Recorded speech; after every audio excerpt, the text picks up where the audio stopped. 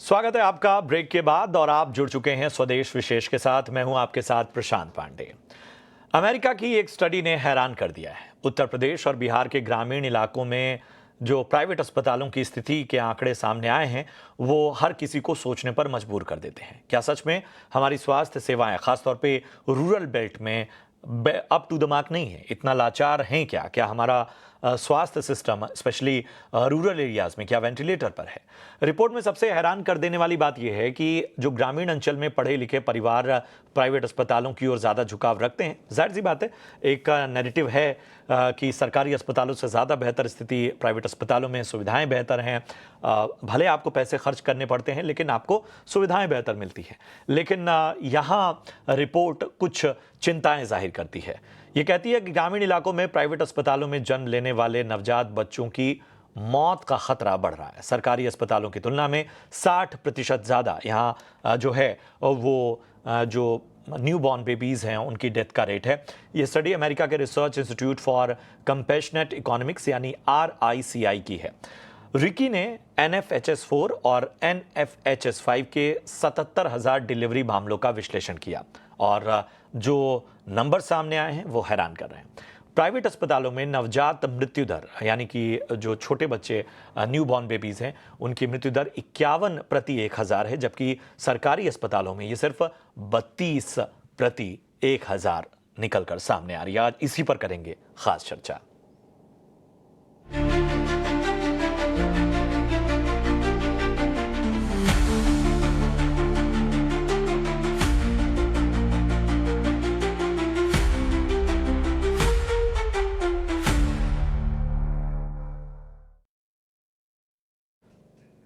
चलिए, तो ये तमाम आंकड़े जो हमने आपके सामने रखे, इन सब के बीच में सबसे बड़ा सवाल यही है कि क्या वाकई ग्रामीण इलाकों में जो स्थितियां हैं वो वाकई चिंताजनक है। और इस पर चर्चा करने के लिए हमारे साथ खास मेहमान होंगे, लेकिन उससे पहले एक बार आपके तमाम सामने जो आंकड़े हैं वो रख देते हैं। तो ग्राफिक्स की शक्ल में आप उन आंकड़ों पर गौर करेंगे तो आप पाएंगे कि आखिर स्थितियां हैं क्या। तो जरा उन आंकड़ों को सबसे पहले आपके सामने रखते हैं।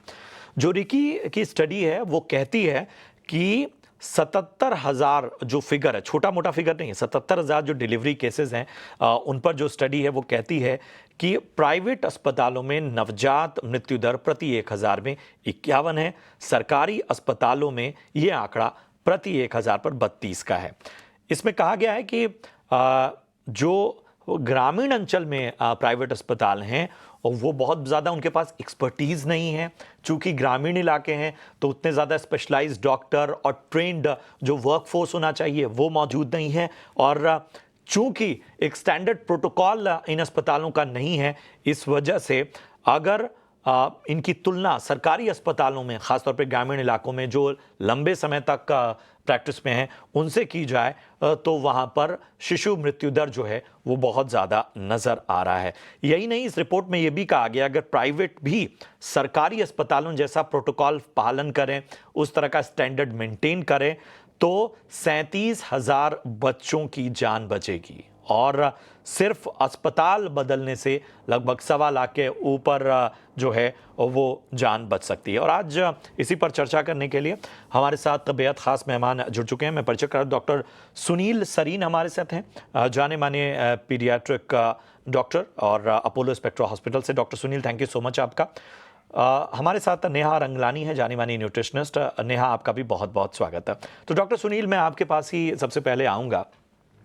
ये जो आंकड़े आपने देखे, सबसे पहले कि हमें किसी भी तरह से ये तो बाइफर्गेट नहीं करना होगा कि भाई सभी प्राइवेट अस्पतालों की हालत ऐसी ही है। ग्रामीण अंचल पर फोकस किया गया है और जो चीज़ मुझे कहीं ना कहीं इस रिपोर्ट से गुजरते हुए जिन इंसाइट्स को रखा गया है वो वाकई वैलिड हैं कि ग्रामीण अंचल में पहले भी ये चुनौती रही है कि उन अंचल में सेवाएं देने के लिए एक्सपर्टीज्ड डॉक्टर्स और बाकी चीज़ों के लिए एक चुनौती पहले भी रही है। आपको सबसे बड़ी चिंता क्या लग रही है इस रिपोर्ट से गुजरते वक्त? जो आंकड़े पेश किए गए हैं कि मिस हैंडलिंग और बाकी कई चीज़ों में प्रोटोकॉल फॉलो नहीं होता है, इस वजह से इस तरह की स्थितियां हैं, आपको सबसे बड़ी चिंता क्या नजर आती है? तो रिजल्ट्स हैं बड़े सरप्राइजिंग है बिकॉज सपोजिटली जो प्राइवेट सेटअप होता है वो सपोजिटली बेटर इक्विप्ड होता है, इंफ्रास्ट्रक्चर बेटर होना चाहिए और रिजल्ट्स भी बेटर होना चाहिए, जो लोग पैसे खर्च करके प्राइवेट हॉस्पिटल जा रहे हैं। और जो रिपोर्ट, जो स्टडी है, इसकी डिटेल्स मुझे नहीं पता इन्होंने क्या मेथोडोलॉजी अडॉप्ट किया था। पर मुझे जहाँ तक लगता है कि इन्होंने जिन अस्पतालों में जो ग्रामीण एरियाज में होंगे, वो या तो प्रॉपर डॉक्टर और नर्सिस वहाँ पर नहीं हो सकता है कि वहाँ बहुत क्वालिफाइड जो जो क्वालिफाइड लोग हैं वो अवेलेबल ना हो, जिसकी वजह से ये जो मृत्यु दर है वो ज़्यादा है। क्योंकि ज़्यादा होना नहीं चाहिए। अगर आपके पास क्वालिफाइड डॉक्टर है, क्वालिफाइड नर्स है, और बेसिक इक्विपमेंट भी अगर आपके पास ठीक ठाक है, तो ये जो आंकड़े हैं ये ऐसे आंकड़े नहीं आने चाहिए। तो जहाँ तक मुझे लगता है कि या तो जो जो आपने भी कहा कि डॉक्टर्स और नर्सेज और जो सपोर्ट स्टाफ है और जो इक्विपमेंट है उसका ऑडिट होना चाहिए कि ये लोग कौन से कैसे डॉक्टर्स हैं, ये पीडियाट्रिशियन है, क्वालिफाइड है, नर्सेज क्वालिफाइड है नहीं है, सपोर्ट स्टाफ कैसा है, और सबसे बड़ी बात इक्विपमेंट कैसा यूज़ कर रहे हैं ये लोग। तो अगर ये सब चीज़ों की भी डिटेल में कुछ पता लगेगा तो फिर हम कमेंट बेटर कर सकते हैं। पर ये जो आंकड़े हैं ये तो बहुत ये चिंताजनक है कि सरकारी के बनिस्बत प्राइवेट में ज़्यादा मोर्टालिटी है। बात आपने सही की। जो रिपोर्ट में बात रखी गई है वो यही रखी गई है कि कहीं ना कहीं जो एक्सपर्टीज की कमी है, जो वर्कफोर्स होना चाहिए, ट्रेंड वर्कफोर्स, प्रोटोकॉल उनका। और मैं ये भी आपको बता दूं कि ये जो पूरा फिगर है, जो हम 77,000 से ज़्यादा डिलीवरी केसेस पर ये पूरा आंकड़ा रखा है रिकी ने, वो कहीं ना कहीं उत्तर प्रदेश और बिहार के पर फोकस है। मतलब उनका साफ तौर पर कहना है कि पूरे देश में ऐसी स्थिति नहीं है। चिंताजनक स्थिति उत्तर प्रदेश और बिहार के जो ग्रामीण अंचलों के जो प्राइवेट अस्पताल हैं वहां के फिगर्स रखे हैं।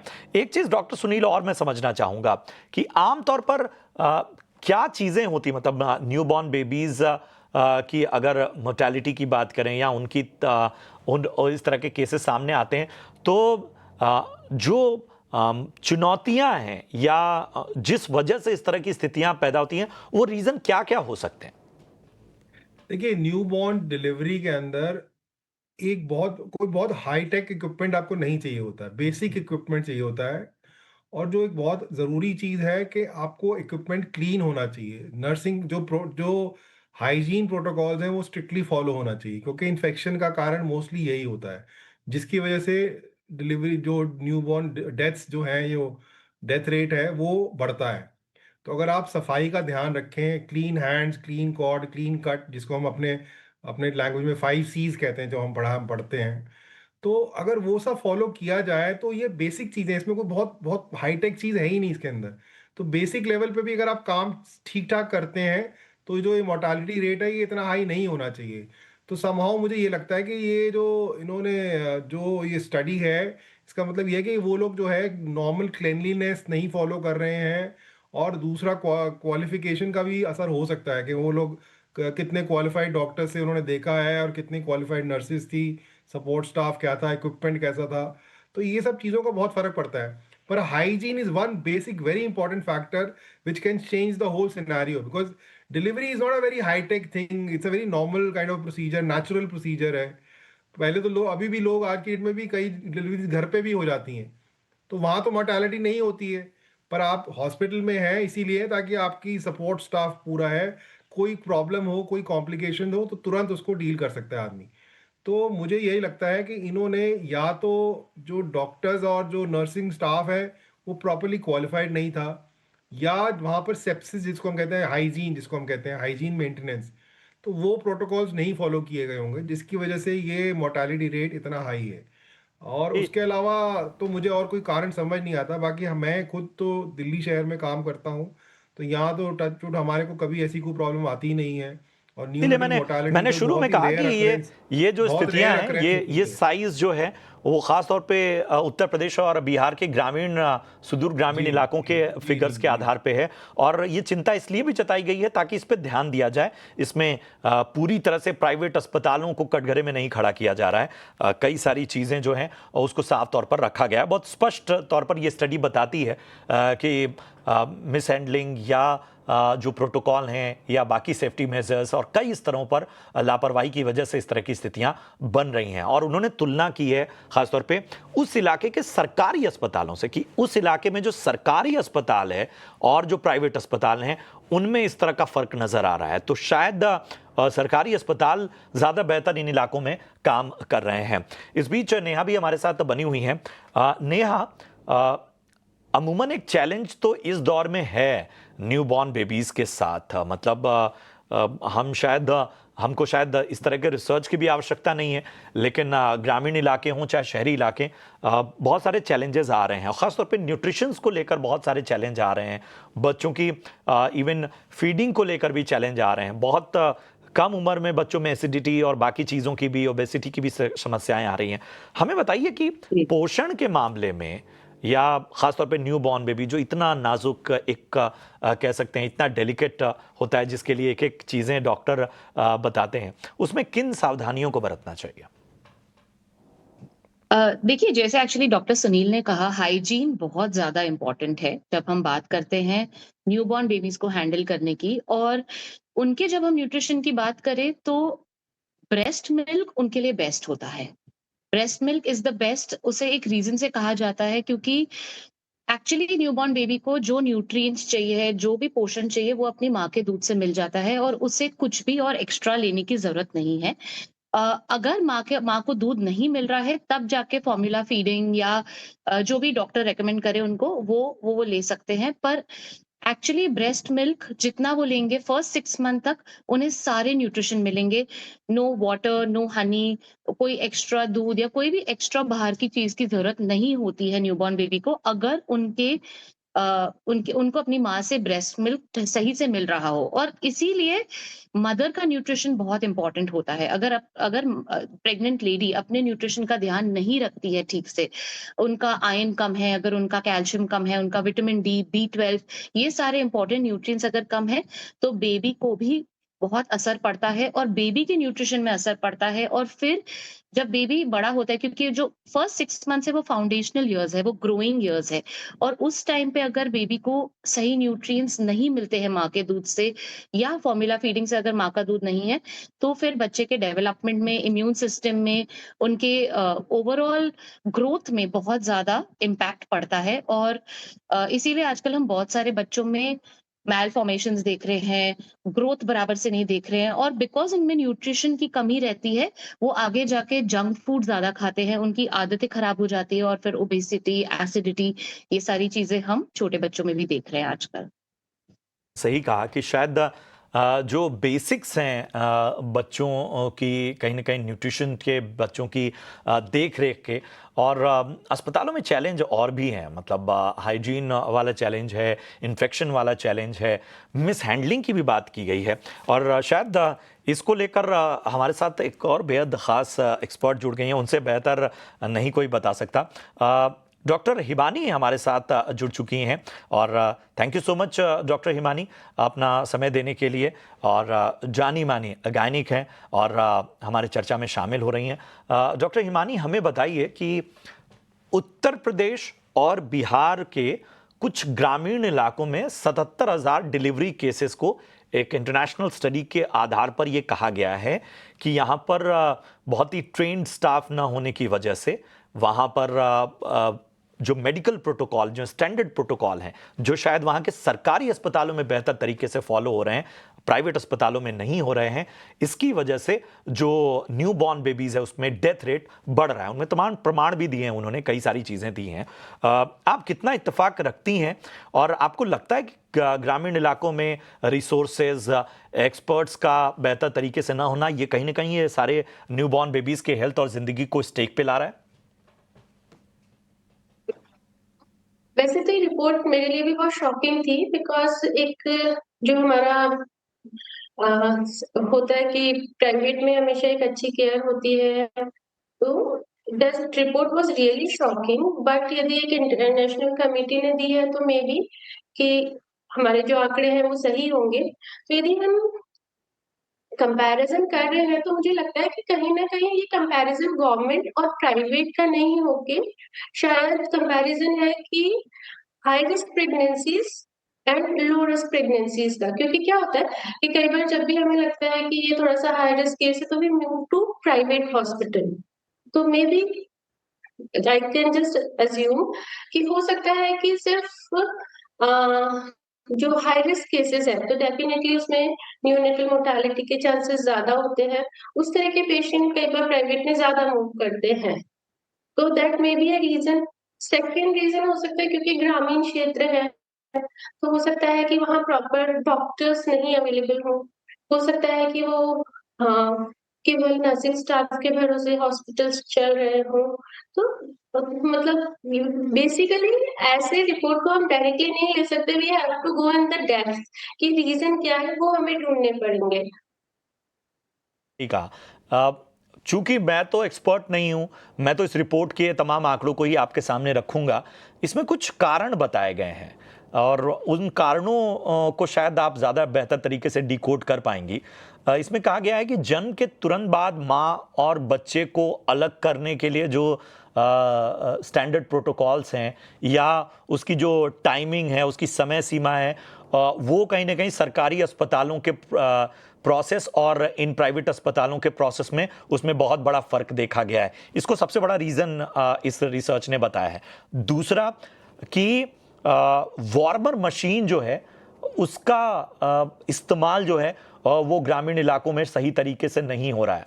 ये रीज़न है और ये रीज़न कहीं ना कहीं साइंटिफिकली उन्होंने बताए हैं सारी चीज़ों को। इसके बाद बच्चों को नहलाना किस तरह से है जन्म के बाद, वो प्रोसेस जो है उसको भी एक कारण के तौर पर रखा गया है। एंटीबायोटिक्स के इस्तेमाल को लेकर भी इसमें कंसर्न जाहिर किए गए हैं और अस्पतालों में जो इन्फेक्शंस हैं और जो बच्चों में ख़ासतौर पे ग्रामीण इलाकों में सांस से संबंधित बीमारियां या किसी और तरह के इन्फेक्शंस जो आ रहे हैं, चाहे वो मस्कीटो की वजह से हो या किसी और तरीके से, उसको भी कहीं ना कहीं कारण के तौर पे देखा है। डॉक्टर इमानी, मैंने तमाम कारण बताए, क्या ये रीज़न है? मतलब ये आमतौर पे न्यूबॉर्न बेबीज़ के लिए ज़िंदगी और मौत के प्रश्न बन जाता है। हाँ, बिल्कुल, ये सारे रीजंस अफेक्ट करते हैं बेबी की मॉर्बिडिटी एंड मोर्टालिटी को। लेकिन अगेन फिर वही रिट्रोस्पेक्टिवली यदि हम सोचें तो बच्चे को आप क्यों अलग करेंगे? डेफिनेटली क्योंकि बच्चा या तो डिस्ट्रेस में होगा या उसको कुछ सांस की दिक्कत रह रही होगी बिना किसी कारण के। तो यूजुअली कभी भी मदर और बेबी को जस्ट आफ्टर बर्थ सेपरेट नहीं किया जाता, बल्कि हमारे तो प्रोटोकॉल्स होते हैं कि जितनी जल्दी हो सके हम बेबी को फीड कराएं। तो डेफिनेटली कुछ हाई रिस्क पेशेंट्स जो शायद प्राइवेट मूव करते हैं तो उनके बेबी को कुछ अफेक्शन होता होगा, दैट्स व्हाई मोर्टालिटी रेट का डिफरेंस आ सकता है। सेकंड, जो हम लोग सोच रहे हैं कि मे बी प्रॉपर डॉक्टर्स नहीं अवेलेबल हैं या थोड़ा सा कम स्किल्ड लोगों के भरोसे जैसे नर्सिंग स्टाफ या उनके अकॉर्डिंग यदि ट्रीटमेंट चल रहा है, क्योंकि दूर दराज के क्षेत्र है, जरूरी नहीं कि डॉक्टर हो वहां पर, तो यदि उन हॉस्पिटल्स को भी आप इंक्लूड करते हैं तो फिर ये आंकड़े आ सकते हैं आपके। सही कहा आपने। यूजुअली तो जनरल प्रोटोकॉल होता है, बिल्कुल। हमारा गोल्डन आवर होता है। तो एक चीज मैं शायद इसको और बेहतर तरीके से समझूंगा और डॉक्टर सुनील, मैं आपके पास आना चाहूंगा। और ये तो हम जर्नलिस्ट इसको रिपोर्ट भी करते रहे हैं। ग्रामीण इलाकों की या छोटे कस्बों की एक समस्या ये है कि यहाँ पर बीच में मीडिएटर टाइप के लोग भी होते हैं। वो अस्पतालों के साथ पेशेंट पहुंचाना, अस्पतालों में गांवों से लोगों को कहीं ना कहीं कि भाई फलां अस्पताल, भले उसकी क्रेडिबिलिटी ठीक हो या नहीं हो, या जैसे डॉक्टर कह भी रही थी कि एक आम धारणा भी है कि अगर किसी तरह की कोई ज़्यादा चैलेंजिंग स्थिति है तो लोग तुरंत इमरजेंसी में प्राइवेट अस्पतालों की ओर रुख करते हैं, ये सोच के कि तुरंत वहाँ ट्रीटमेंट होगी, तुरंत वहाँ ध्यान दिया जाएगा। इन सारे कारणों को कैसे देखते हैं और कितने वाजिब वजहें हैं ये सारी चीज़ें जो कहीं ना कहीं आप सभी प्रैक्टिशनर भी इस चुनौती को फेस करते हैं? नहीं, देखिए, मीडिएटर्स से तो कोई फर्क नहीं पड़ता। पेशेंट तो पेशेंट है, कुछ चाहे कोई भी लेके आए, मीडिएटर लेके आए या पेशेंट खुद चल के आए, पेशेंट की कंडीशन क्या है वो इम्पोर्टेंट होती है। बाकी जहाँ तक बात रही कि जैसे मैट डॉक्टर साहब ने भी बोला है कि जब बच्चा पैदा होता है तो हमारे तो कोशिश यही होती है कि तुरंत माँ और बच्चे को साथ में रखा जाए। अगर सिजेरियन होता है तो उसमें थोड़ा टाइम लगता है, 3-4 घंटे का टाइम लगता है, क्योंकि मदर रिकवर करती है सर्जरी के बाद। और अदरवाइज तो वी मेक इट श्योर कि हम with the babies with the mother as soon as possible. And the first जो मिल्क होता है, इसको हम कोलोस्ट्रम कहते हैं, वो बच्चे के लिए इम्यूनिटी का काम करता है, ताकि बच्चे को इन्फेक्शंस कम होते हैं। जो आप कह रहे थे कि एंटीबायोटिक्स देना है, तो वो उसकी ज़रूरत नहीं पड़ती है, इसीलिए क्योंकि हम शुरू में ही बच्चे को माँ का दूध पिलाते हैं। और माँ का दूध वो जो है वो एक तरह से जीवन दान होता है। वो जो कोलोस्ट्रम है वो बहुत इम्यूनिटी देता है बच्चे को। It's a very thick milk and it's very high in immunogenic factors. तो इसलिए पेशेंट की कंडीशन क्या है, एक्चुअली ये स्टडी में कुछ ज़्यादा डिटेल्स हमें पता नहीं है, तो इसलिए हम कमेंट नहीं कर सकते हैं। बट अगर वो जैसे मैम भी कह रही थी कि हाई रिस्क केसेस हैं, तो ऑब्वियसली अगर हाई रिस्क है जिसमें कि मदर को कोई कॉम्प्लिकेशंस हैं, तो हो सकता है बच्चे को तुरंत माँ के साथ ना रखा गया हो, और उसकी वजह से बच्चे को इन्फेक्शन होने के चांसेस ज़्यादा हो जाते हैं। पर then I would stress again on the same fact कि hygiene has to be maintain. If the conditions are neat and clean, by and large infections are not there, and you need a very Sunil, basic clean care। चूंकि उससे चूंकि ज्यादा कुछ बहुत आप ज्यादा आपको बेहतर चाहिए नहीं बता होता। पाएंगे, हमें ये बताइए कि अस्पतालों में हाइजीन या इन्फेक्शन रोकने के लिए स्टैंडर्ड जो प्रोटोकॉल्स हैं या जो एसओपीज हैं वो क्या क्या हैं, और किन किन बातों का विशेष रूप से ध्यान देना चाहिए उन लोगों को भी जो कहीं ना कहीं पेशेंट के तौर पे भी जा रहे हैं या डिलीवरी केसेस के कहीं ना कहीं, क्योंकि कई बार क्या होता है जो जो व्यक्ति है उसको बहुत सारी जानकारी नहीं होती है कि भाई किस तरह की हाइजीन और बाकी चीज़ों के बारे में वो कहीं ना कहीं अस्पताल को पूछ सकता है, या कहीं अगर उसको लापरवाही दिख रही है तो उसके बारे में शिकायत कर सकता है। जी देखिए, क्लियरलीनेस की रिस्पॉन्सिबिलिटी तो डॉक्टर की है। Doctor is the leading man in the whole team. तो doctor has to lead everybody, including the nurses, including the support staff. तो क्लियनलीनेस जो है, hand washing, basic hand washing जो होती है, 5 स्टेप्स ऑफ हैंड वॉशिंग होते हैं, वो फॉलो करने चाहिए। क्लीन ग्लव्स पहनने चाहिए, अनस्टेराइल ग्लव्स यूज करने चाहिए। तो ये तो हॉस्पिटल की ड्यूटी बनती है, ये पेशेंट तो नहीं उनको बोलेगा। पेशेंट को तो पेशेंट की तरह ही रहेगा। ये तो डॉक्टर्स जो है वहाँ काम करते हैं उनको ध्यान रखना चाहिए कि the cleanliness is maintained, asepsis is maintained. तो ये डॉक्टर की रिस्पॉन्सिबिलिटी है कि वो का जो पूरा सिस्टम है वो एक प्रोटोकॉल से चले, और जो क्लेanलीनेस है कि साफ हाथ होने चाहिए, गंदगी कहीं नहीं होनी चाहिए।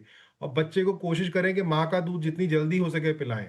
और जो सपोर्ट स्टाफ है उनके भी हाथ और सब कुछ क्लीन होना चाहिए। बच्चे को टच करने से पहले या तो स्टेरलाइजर से या साबुन से हाथ धोकर के ही बच्चे को टच करें, ताकि बच्चे को इन्फेक्शन ना पहुंचे। और जो पेरेंट, जो अटेंडेंट्स ध्यान रख सकते हैं, वो ही सिर्फ इतना ध्यान रख सकते हैं कि किसी को, इनके रिलेटिव, जैसे बच्चा पैदा होता है तो रिश्तेदार मिलने आते हैं, तो किसी को बुखार है, खांसी है, ऐसे लोगों को बच्चे से दूर रखें, क्योंकि बच्चे की इम्यूनिटी शुरू में लो होती है।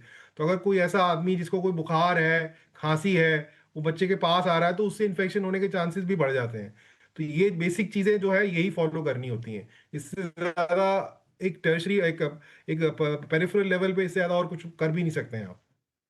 अमेजिंग इंसाइट्स डॉक्टर सुनील, और वाकई ये शायद ये छोटी छोटी चीज़ें हैं जो बड़ा फ़र्क लाती हैं, जिसके ज़रिए कहीं ना कहीं कोई ज़िंदगी अगर कदम रख रही है तो उसके लिए कहीं ना कहीं हमें उस तरह की विशेष तैयारियां भी करनी है, और तमाम डॉक्टर्स इस बात का ध्यान रखते हैं।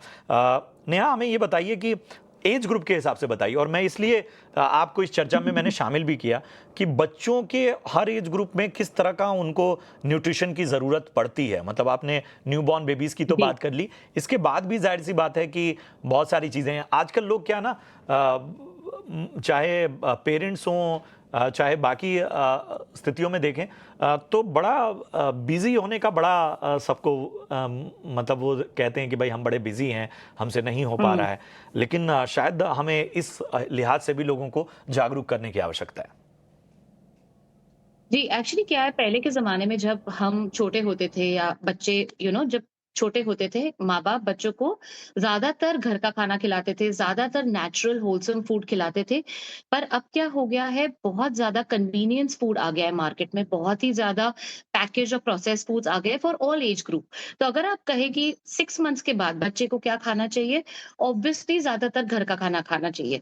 तो से इफ द बच्चा इज़ 6 मंथ्स टू 12 मंथ्स, बच्चे को खाना है अपना वेजिटेबल्स, फ्रूट्स और मैश्ड फूड और एक खाना एक टाइम पे बच्चे को इंट्रोड्यूस करना है, ताकि बच्चा उस चीज से यूज टू हो जाए और आपको पता चले कि बच्चे को सूट हो रहा है कि नहीं हो रहा है। तो अगर आप मैश्ड कैरेट दे रहे हैं या मैश्ड स्वीट पोटैटो दे रहे हैं, या आप बच्चे को कोई भी मैश्ड चावल, बनाना कुछ भी आप दे रहे हैं, वो आपको एक खाना एक टाइम पे देना है। उसके बाद जैसे ही बच्चा बड़ा हो जाता है, 1 ईयर टू 3 इयर्स तक बच्चे को नॉर्मल खाना आप इंट्रोड्यूस कर सकते हैं। बट आजकल क्या हो गया है, बहुत ही ज़्यादा कन्वीनियंस फूड्स आ गए, जैसे मैंने कहा। तो उस एज में बच्चों को चिप्स खिलाया जाता है, बच्चों को बहुत ही जैसे पैकेज फूड्स, हर चीज़ में पैकेज फूड्स आ गया है। आप बिल्कुल, सीरियल्स भी देखेंगे या आप कोई भी तरीके का खाना देखेंगे, वाक़ई, उसमें बहुत ही ज़्यादा पैकेज फूड्स वाक़ई। की एंट्री हो चुकी कहीं है न कहीं हमारे लाइफ में। सहूलियत भी एक बहुत बड़ा रीज़न यस, है जिसमें हम बहुत सारी चीज़ों को की आर-एन-डी नहीं कर रहे हैं, बस चूँकि वो ईज़ी है इसलिए वहाँ तक पहुँच रहे हैं। और शायद यस, हमें अस्पतालों के चयन, डॉक्टर्स के चयन, इन सब के बारे में कहीं न कहीं बहुत ज़्यादा होमवर्क करने की आवश्यकता है। ख़ास तौर पे ग्रामीण इलाकों में अगर इस तरह के डेटा सामने आ रहे हैं, तो इस पर वहाँ के तमाम स्टेक होल्डर्स को भी सोचने की आवश्यकता है। अच्छी चर्चा रही, thank you so much Neha ji आपका। इसके साथ ही डॉक्टर सुनील आपका भी बहुत-बहुत शुक्रिया। Doctor Himani, thank you so much अपना कीमती समय देने के लिए, इस विषय पर अपनी बात बेबाकी से रखने के लिए। चलिए, इसी के साथ उम्मीद करते हैं कि आपको चर्चा पसंद आई हो। फिलहाल अपना ख्याल रखिए, अपने बच्चों का ख्याल रखिए। हमें दीजिए इजाज़त। नमस्कार।